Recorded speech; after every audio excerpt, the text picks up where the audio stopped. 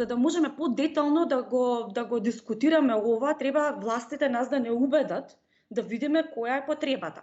Односно, дали има ваква дискриминација, дали властите, дали приватните работодавци не сакаат да вработуваат луѓе од други етникуми, дали имаме број на случаи, колкав е бројот на фирми во собственост на албанци, колкав е бројот на фирми во собственост на македонци, кои се проекциите, до што би довела ваквата мерка. И во недостаток на сериозна анализа и на сериозна проценка кој е влијанието и која е целта што сака да се постигне со ваква мерка, навистина вака изгледа на стварно на паушален обид за партиските вработувања од јавниот сектор да се префрлат сега и во приватниот сектор. И тука во начинот на кој што можеме да претпоставиме вака паушално, бидејќи немаме доволно информации за да оценуваме, е дека власта ќе биде стварно во позиција да субвенционира вработување во приватниот сектор на своите членови, како што тоа досега го прави во јавниот сектор.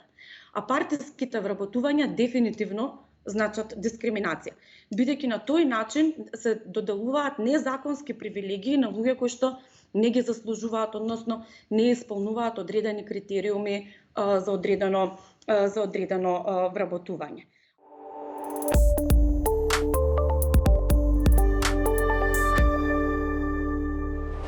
Да не бидеме слепи на тоа досега што се случува. Мислам, еве излезе извештајот на Европската комисија кој што повторно зборува дека вработувањата во јавниот сектор мора да бидат засновани на заслуга, на мерит, на критериуми.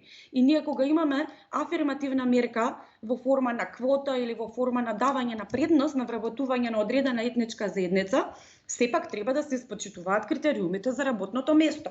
Тоа значи дека јас на мојот оглас за вработување каде било, имам пријавено 2 албанци, 1 ром и 3 македонци. И сега сите тие ги исполнуваат минимум критериумите за работното место и јас од тие ќе кажам, во ред имаме недостаток на вработени роми во оваа институција и ќе го вработам ромот. И во таа смисла ќе му дадам предност. Тоа не значи дека тој кандидат го вработувам само заради тоа што е ром, тој мора да ги исполнува и критериумите за работното место.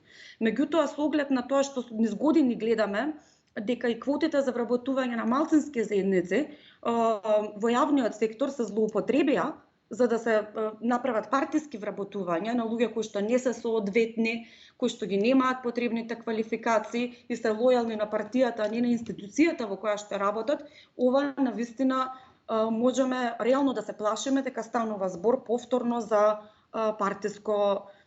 можност за партиски вработување на одредени луѓе во приватниот сектор.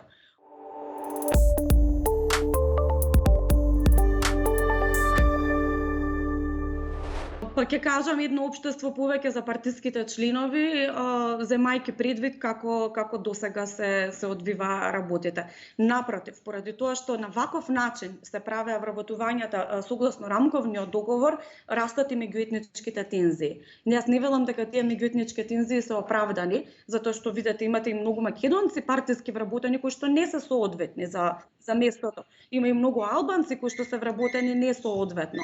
Така што во таа смисла не мислам дека меѓуетничките тензии се оправдани, меѓутоа не сметам дека ова е оправдан начин на трошење на буџетски средства за да се предизвика меѓуетничка интеграција. Тоа во никој случај не би можела да кажам дека е така. Од друга страна, ќе повторам, значи афирмативните мерки траат одреден временски период. Треба да го детектираме проблемот, треба да имаме точни информации, треба да имаме точни податоци што е тоа што ние сакаме да го постигнеме со мерката. А вака само како идеја без соодветна анализа, навистина звучи паушално и, како што кажав, партиско вработување.